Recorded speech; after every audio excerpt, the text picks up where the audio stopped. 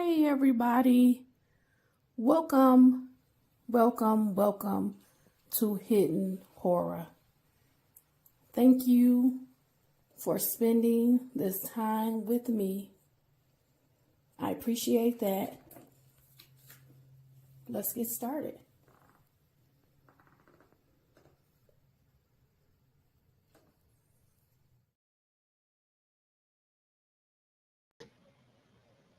Hey everybody, welcome to Hidden Horror. How are you guys doing? Did you miss me? Because I have been missing you. You guys, I've been busy.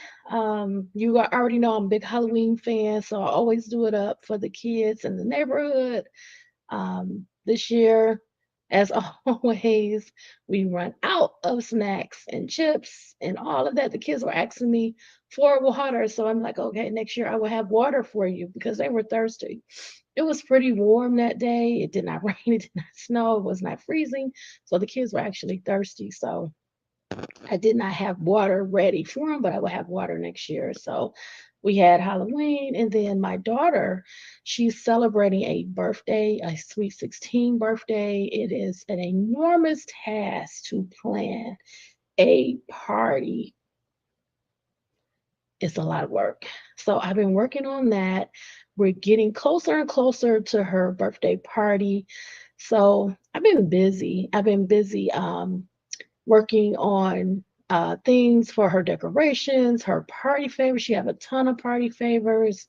Um, the food we just wrapped with about a week or so ago her guest list. We got that solidified. We have games and prizes, and we have a team of people, hostesses that's assisting. Like it is a big event. It is going to be memorable. So yeah, I've been very busy, but I've been trying to get on. It's just every time I try, something else pulls me away. I have something else to do, something comes up. Just like I was supposed to be on here earlier this morning, but something came up and I had to take care of it. But I'm here now. So just wanted to let you know um, I'm here, and today I'm talking about Alexee Trevizo. I would say probably about 2 weeks ago, I had set up this video to do, but again, I've been busy. Plus, my volunteering that keeps me busy with the kids because we are in session right now, doing some educational things. So I had set the video up, and I was thinking more about Alexee Trevizo, or really one that would possibly do a crime such as this. Um, I try to understand where is the mindset? What is the person feeling? What are they thinking? What what brings them to do something so heinous, so awful, something avoidable, right? They're going through the the days and months of pregnancy. Their belly is growing. They have urges. They may have um, some type of morning sickness. They may gain things they like, things they dislike. They may gain weight, right? They may be going to the doctor or not going to the doctor. In these cases, I don't think any of these people that intend to not keep their child, I don't think they're seeking medical attention. I don't think they're acknowledging publicly, of course, the pregnancy. I think it's an avoidance, it's a denial. I think there is a mental health problem there, in my opinion, because if you're not getting your period, some possibly receive their period, but most don't. The period is a sign that you're ovulating. You can't be ovulating if you're pregnant, right? But they say that you may have some spotting, but it won't be a period. So to go 9 to 10 months with no acknowledgement that you haven't had a period, or you're not getting a period, or it's not a full period, it's really odd to me. But it's all a part of the denial of the pregnancy, denial of the timing. Um, possibly hiding the pregnancy, wearing those baggy, heavy, large clothes, maybe not coming out, maybe not being as public, maybe staying in your room. If people bring it up, if people ask you, you may outright deny it. You may only have a small circle of people that you're comfortable talking about this with, right? So, in trying to understand this, and it's usually a teenage phenomenon, it's not that many adults that actually do this, but if we're looking at this in the lens of the teenagers, um, my interest is what is stopping these young people from having the child and giving the child up, giving the child to someone that wants a child, possibly through adoption, or having the birth and then turning the baby over. In most states, there are places, safe places that you can turn a child over. And when I say a child, not just babies, some states it goes up to about the age of 3. You can do that without really any questioning, any responsibility. Um, it's a safe way to do that. That could be a police station, that could be a fire station, that could be a hospital, a church, etc. Right? Um, I don't understand in this day and age with the level of technology, the internet, so much being accessible, so many resources for help that this is still happening. However, I do think it happens because a lot of people feel fearful. They feel that they may be in trouble, that their family may not be accepting, their family may be upset or angry. Maybe they would be disowned, maybe they would be um, put out, evicted, or thrown out. I don't know because I don't have all the answers. But I went and I did some looking back at the end of October, early November, and I found an article. And I want to share the article. It's called Neonaticide Phenomenology and Considerations for Prevention. Now, this article is on www.sciencedirect.com. It's by Susan Hatters Friedman and Philip J. Resnick.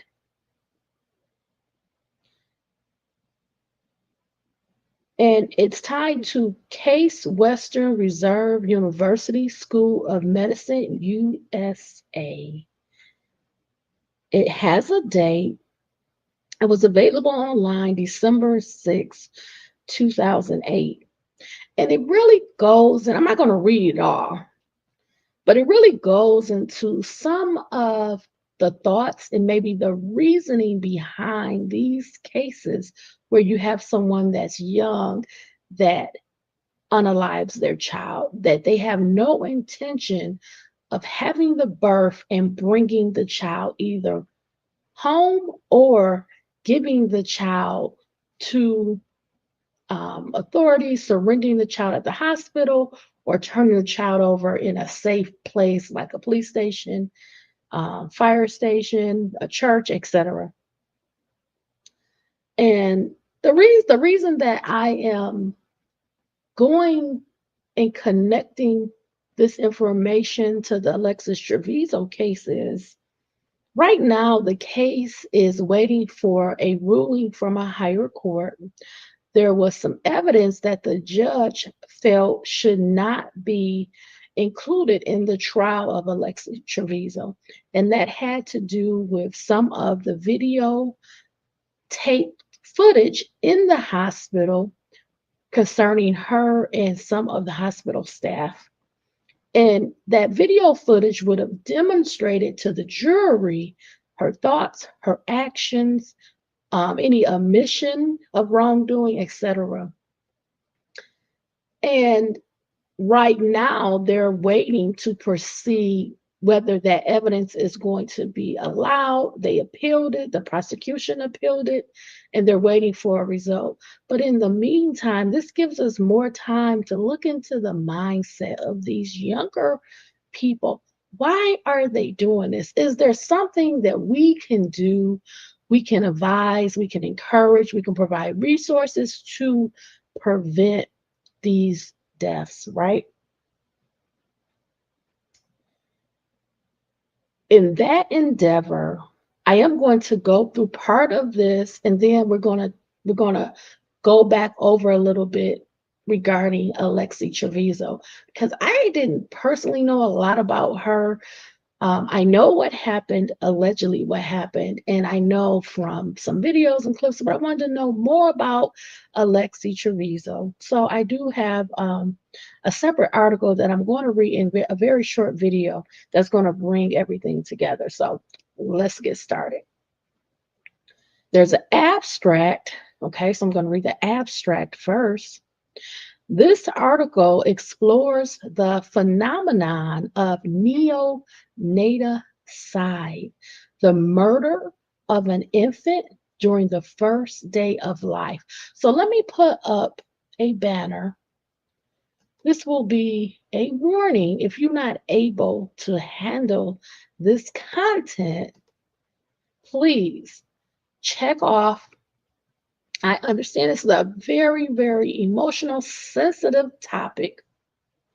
And some people they can't listen to this information.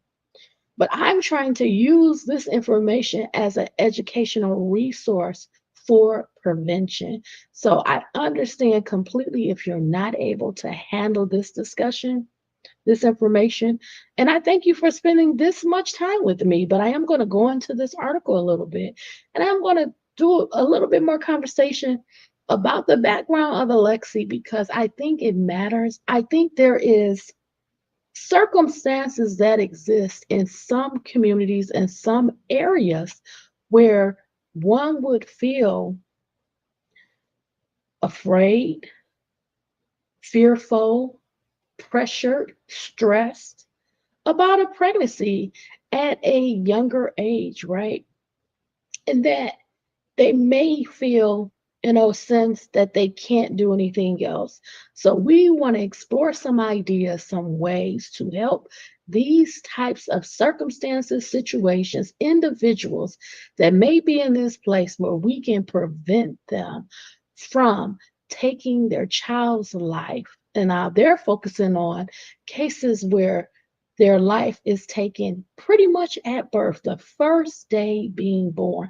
And in this case, this is the allegation, right? That Alexee Trevizo had her son in the hospital bathroom, and she placed him allegedly in a plastic trash bag, which caused his death because if you close off the air, the oxygen, a person would smother. And that is what is being alleged in this case, that she caused the death of her son.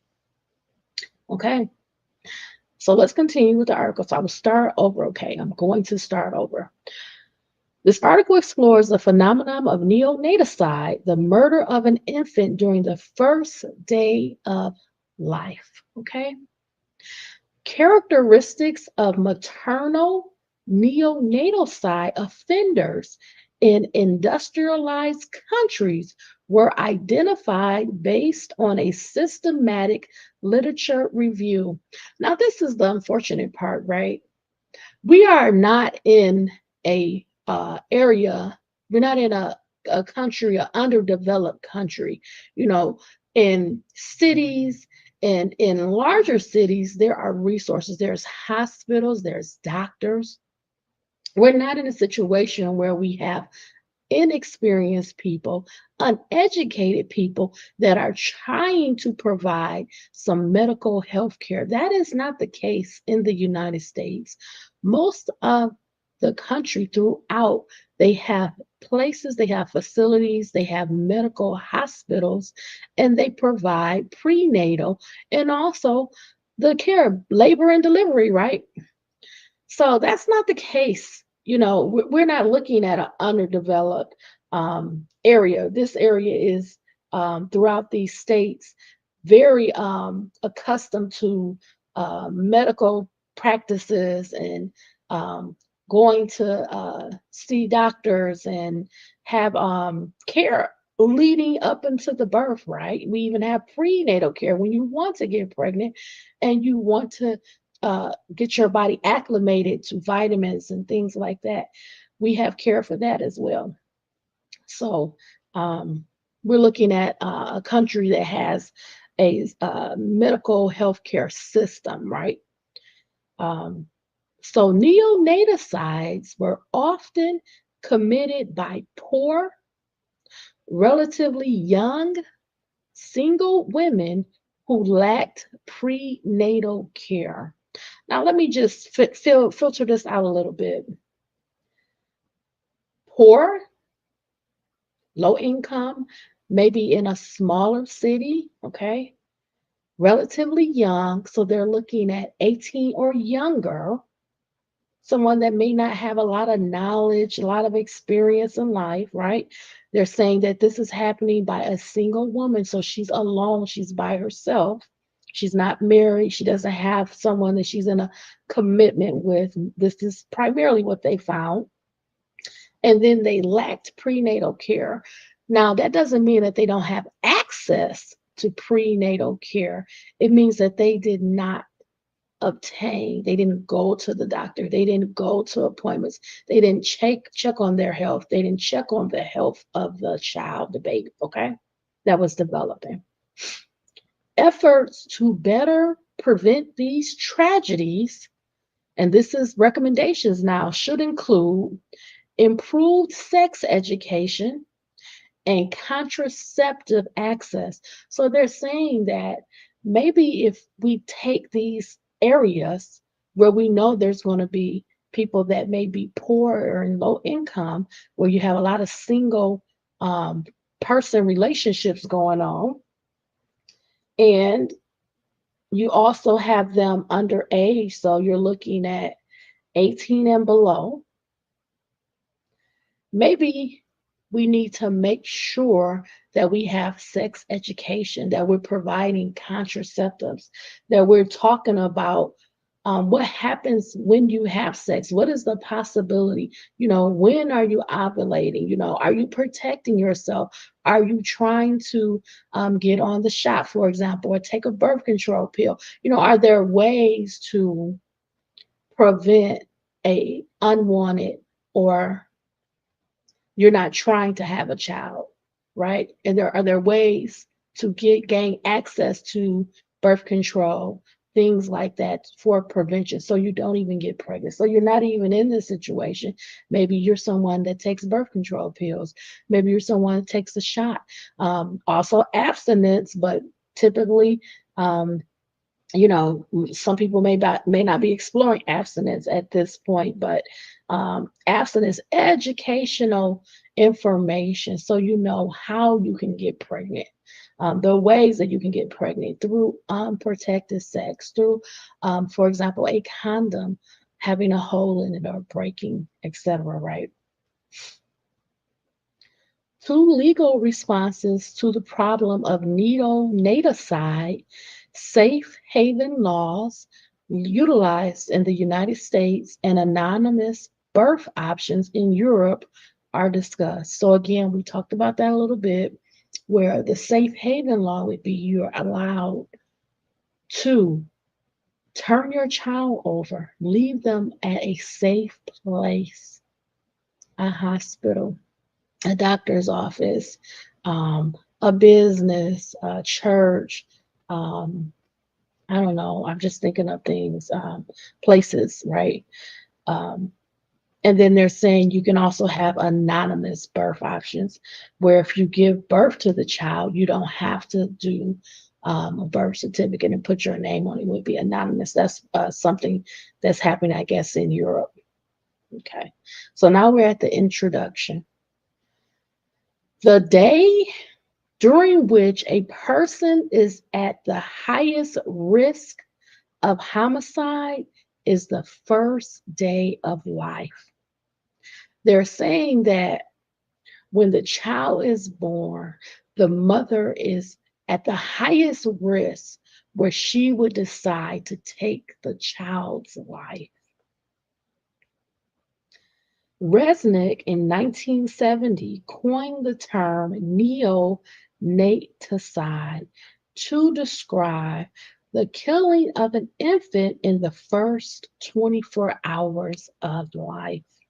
In one American state, annually, 2.1 per 100,000 newborns are either killed or left to die. So they're saying out of 100,000 newborns, 2.1 are either killed or left to die in one state in the United States. That's really sad. In comparison, neonaticide rates in Finland are between 0.07 and 0.18 per 100,000. Rates are believed to be underestimated in epidemiological studies because of hidden disposal of corpses and incorrect coroner's rulings of accidental death and some actual homicide cases. So they believe that these numbers that they may be underestimated because people are concealing the deaths, right? In Resnick's initial landmark study, mothers who committed neonaticide were primarily young, unmarried women free of major psychiatric disorders who had unwanted pregnancies. So again, they're looking at young, unmarried, free of any psychiatric disorders, and that pregnancy was not wanted.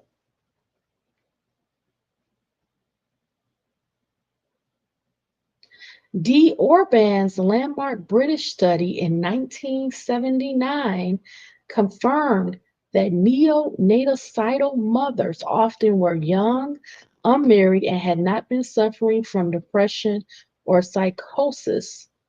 Japanese neonaticide falls into two categories: Maibiki, that's thinning out, historically more frequent in Japan, and Anomi, which currently predominates.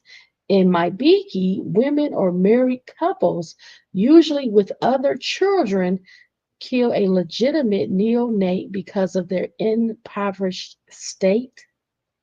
Anomi is similar to neonaticide reports in other developed nations.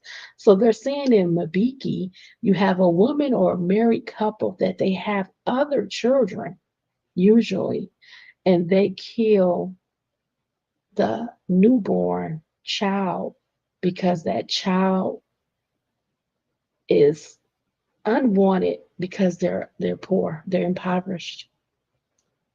They don't have the resources probably take care of the child, so they unalive them, which is really unfortunate. Often newspaper reports describe overwhelmed and ashamed young women who give birth alone at home after denying or concealing pregnancy. So they're saying in the news, they see a lot of times where the female, she is either feeling overwhelmed or ashamed, and they typically will give birth at home. And throughout their pregnancy, they deny the pregnancy and they also conceal the pregnancy. These infants may die by either active means, for example, suffocation, or passive neglect. That means that you're not caring for the child, you're not taking care of the child, you're not tending to the child. The public often hears of the crime only when a dead infant is found. So it's happening, but it is always reported out to the public. So when it is reported out, it's because that infant has been found. And again, in the Alexee Trevizo case, no one would have known what happened to her son because he was placed allegedly in the trash can underneath the bag of trash. But he was found, and that's how it was discovered that she allegedly gave birth to her son. We recently analyzed the literature regarding maternal filicide, child murder by mothers, and neonaticide. The current article will review the literature regarding potential predictors of maternal neonaticide in developed nations and discuss considerations for prevention. Okay. So these are just snippets, and there's going to be 4 parts, and we'll wrap it up. So there's methods, results, discussion, and conclusion. This review was based on PubMed Medline searches using the terms neonaticide and infanticide. References given in articles were also scrutinized. We included neonaticide studies rather than case report series published in peer-reviewed journals or books in English over the past quarter century. As in our reports, we classify studies by population type and country. Studies of maternal child murder were divided into those occurring in the general population, correctional samples.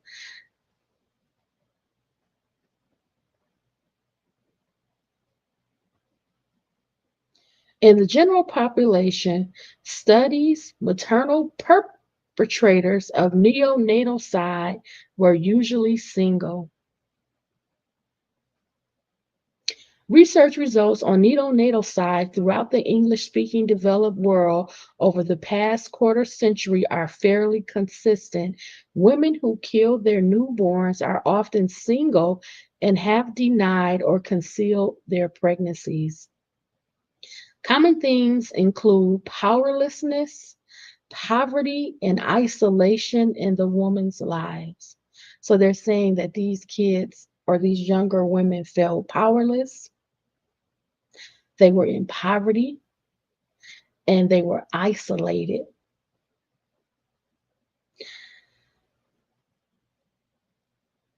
However, these characteristics are present in a very large number of young women with unwanted pregnancies. These characteristics should not be considered a profile.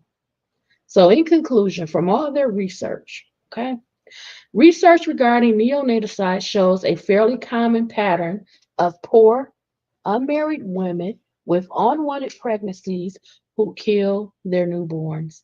However, not all women who commit neonaticide fit this pattern.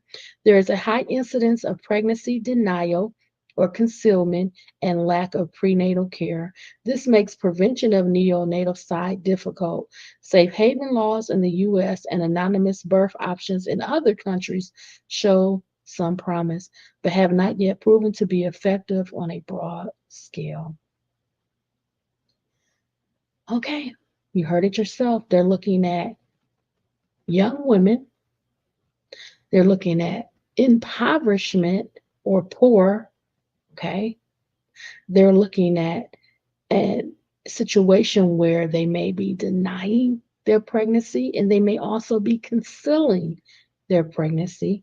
And they're also looking at the fact that they're not seeking any prenatal care.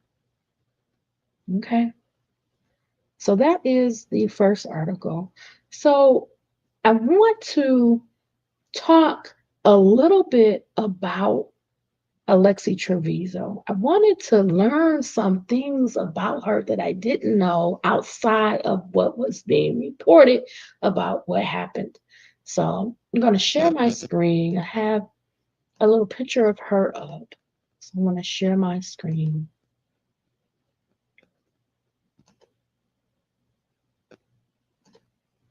Okay. So this is a picture of Alexee Trevizo. Okay. The article that I'm reading from is casocriminal.org. It's titled Alexee Trevizo, Newborn Found Dead in Hospital. It's dated October 16th, 2024, and it's by Julianne Cunha.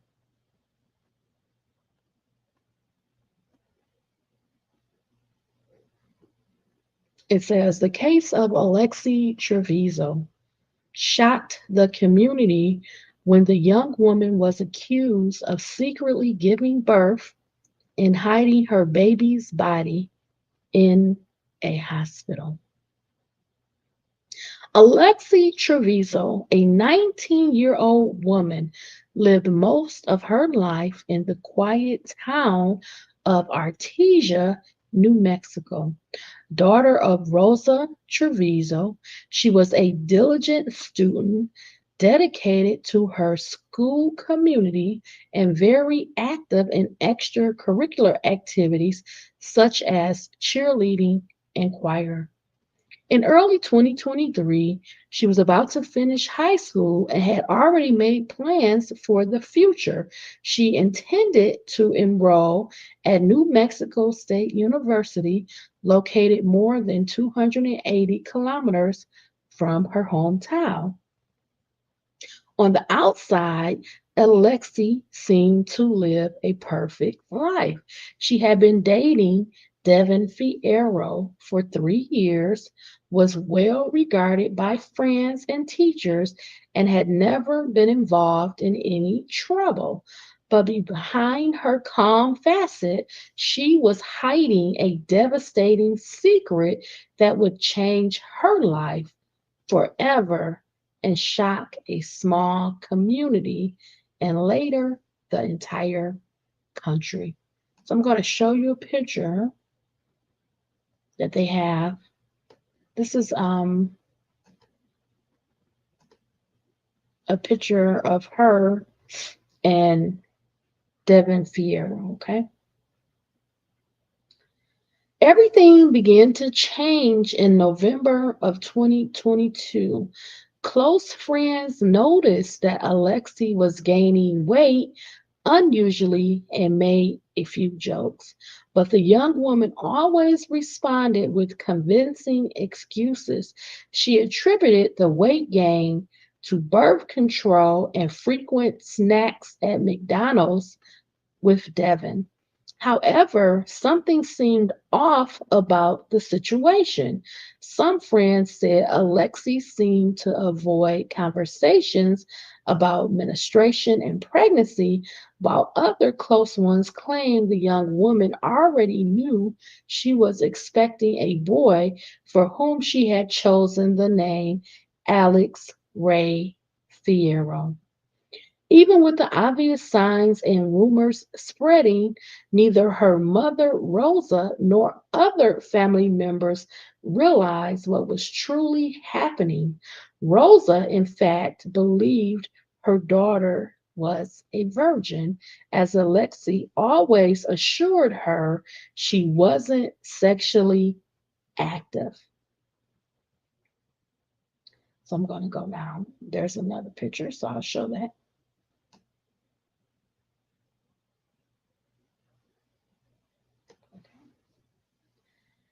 In the early hours of January 27, 2023, Alexei was rushed to Artesia General Hospital by Rosa. The young woman was complaining of extreme lower back and abdominal pain. According to her mother, Alexei has suffered from back pain since childhood, so the family never suspected anything unusual. But that night, the pain was too intense to ignore. As soon as she arrived at the hospital, Alexei was quickly attended to. During the initial triage, she denied being sexually active and claimed her menstruation was regular, but as a standard procedure, the medical staff performed a pregnancy test. In less than an hour, the test came back positive. Surprisingly, Alexei was not informed of the result and was not confronted by the doctors. Thus, no one suspected that she might be in labor. Around 1:39 a.m., Alexei went to the bathroom alone. She stayed there for about 20 to 30 minutes, which was considered a long time. During this period, a nurse knocked on the door to check if everything was okay, as she had heard the toilet flushing several times. Alexei responded that she was fine and just having trouble going to the bathroom. Apparently satisfied with the response, the nurse returned to her station, but what had happened in that bathroom was about to shake the hospital. So I'm going to go down to another picture. Okay.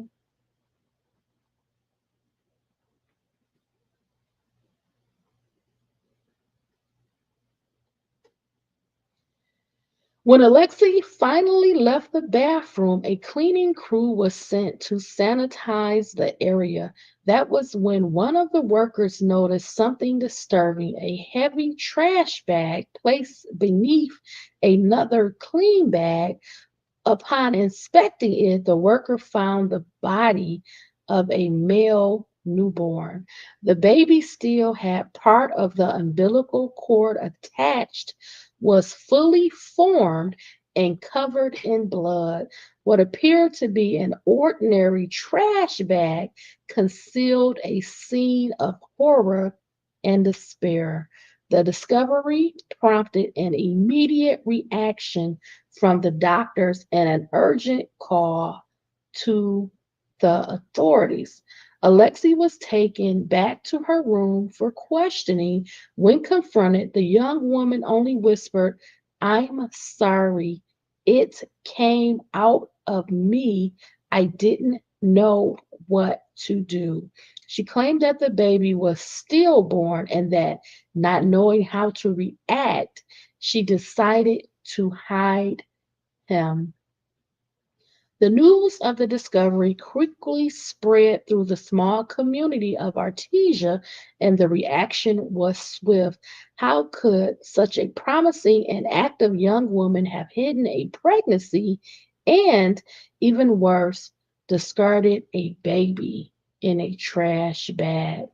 Rumors began circulating throughout the school halls, and soon classmates started questioning the sudden disappearance of Alexei and Devin in the days leading up to the incident. When the couple returned to school, it seemed as if nothing had happened. They sat side by side in the cafeteria, laughed with friends, and continued participating in school activities. But the shadows of Alexei's secret hung over them. Curious glances and whispered comments followed their every move. 2 months later, the autopsy report on the baby was released, and the revelation shocked the community even further. The baby had been born alive. The examination confirmed the presence of air in the child's lungs, indicating that he had breathed after birth.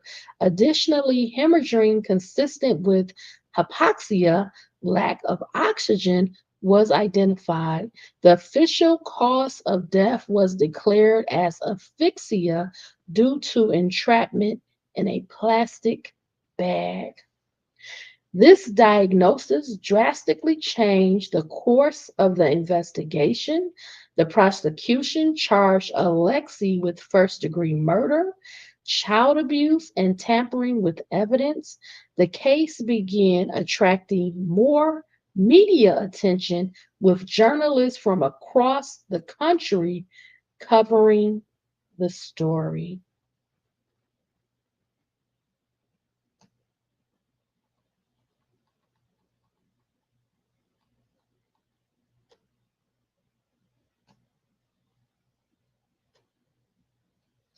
Alexei's defense attorney, Gary Mitchell, argued that his client had no idea she was pregnant and that she went into shock after giving birth alone in the bathroom.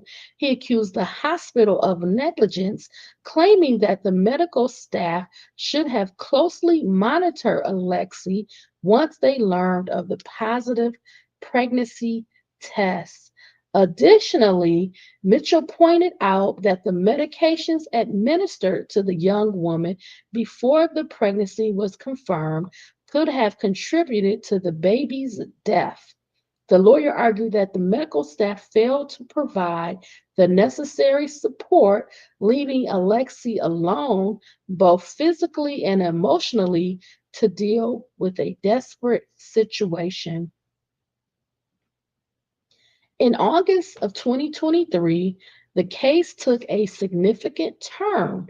A judge ruled that the security camera footage and Alexee's confessions made at the hospital could not be used as evidence in court, weakening the prosecution's case dramatically. Without this evidence, the trial was temporarily suspended, leaving the community and the media in a state of suspense.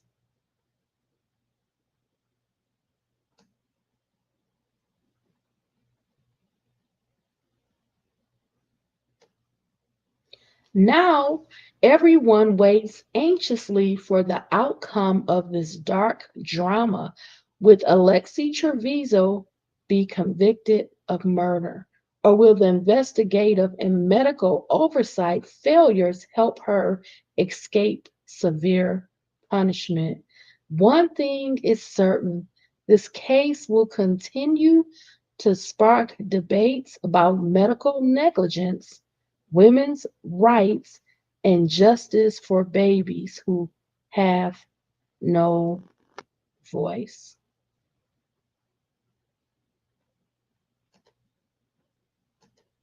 So, what do you guys think?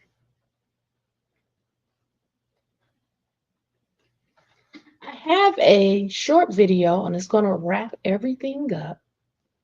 And then I will come with my own commentary. So please feel free, be respectful, of course, to leave a comment if you like, if you choose to, in the comment section. Okay. I'm going to share my screen, share this last video. It's a short video, it's under 3 minutes long.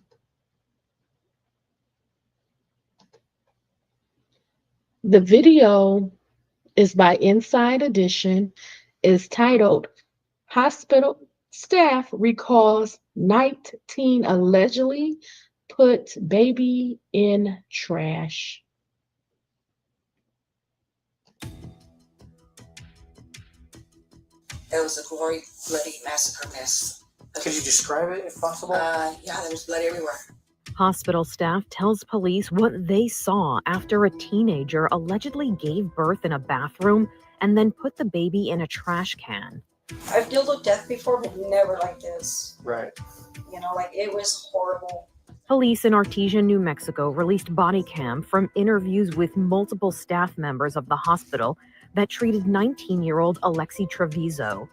Investigators say she went to the ER in January for back pain, but tests determined she was pregnant. The staff says at one point, Trevizo asked to use the bathroom and spent about 20 minutes in there, flushing the toilet and not responding to the staff as they were asking her to come out.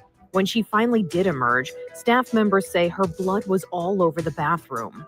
All I saw was like blood everywhere, like on the walls, on the toilet. It just looked like a horror film. As the bathroom was being cleaned, they say they came upon the baby's body at the bottom of the trash can. I started getting the trash out, and then when I did that, I seen that there was a baby in it, and that's when I freaked out. All I saw was black and purple, but once we picked it up, like the bag suctioned to his face, and that's when I yelled for my charge nurse. He was about that big. He had hair, and he was like purplish, but still not like pink. You know, I don't know how to describe it. You know, he wasn't bruised or nothing like that. An autopsy performed on the baby boy determined he was breathing before he was put in the trash bag and deprived of oxygen, which caused his death, according to the report. Alexee Trevizo is charged with first-degree murder, intentional abuse of a child resulting in death, and tampering with evidence. She has pleaded not guilty to all charges. Her attorney told a media outlet that his client is innocent and she was failed by the hospital. At least one staff member told police he wishes he could have done more. She gave me no chance to save that baby. I had no chance, and that's not what I do. My job is to save lives, and I had no chance on that baby. I don't know. I've never seen anything like that, and I pray to God I never see it again. For Inside Edition Digital, I'm Mara Montalbano. Okay, so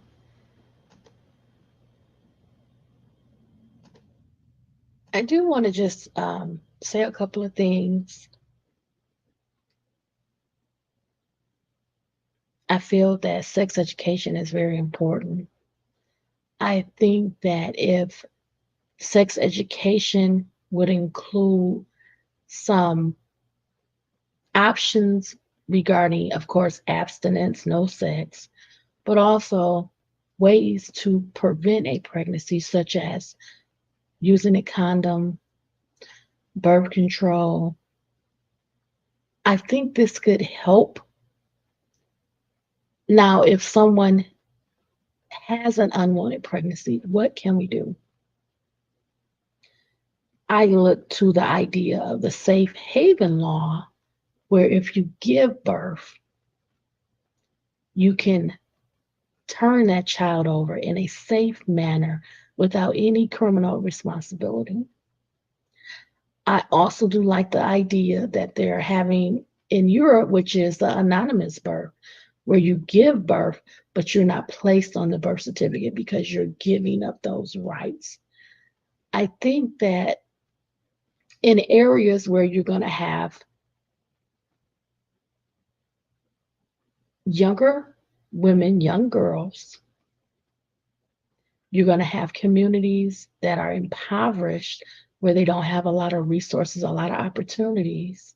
And then again, if the person is concealing the pregnancy, denying the pregnancy, we want to give them an outlet somewhere safe where they can be protected to surrender that baby if they have the baby and they don't have to experience any type of shame, any type of fear. We have to create that atmosphere so we don't continue to have these newborns killed at birth because the mother does not want to take that responsibility, is unable, or does not want any reason. I think we have to make it available. We have to have access so that there is some options so they don't have to go to these desperate measures and unalive the child, hide the body. So I wanted to do this video because I felt from the beginning that there was some fear operating when I saw the video of Alexee Trevizo in the hospital. I saw her energy, I saw her reactions. I saw that she was in total denial of her pregnancy. And even her referring to the baby, her son, as it, there was a huge disconnect. So, in these cases, I think it is more important to have a system in place where if someone has an unwanted child, that they can turn them over without any criminal responsibility.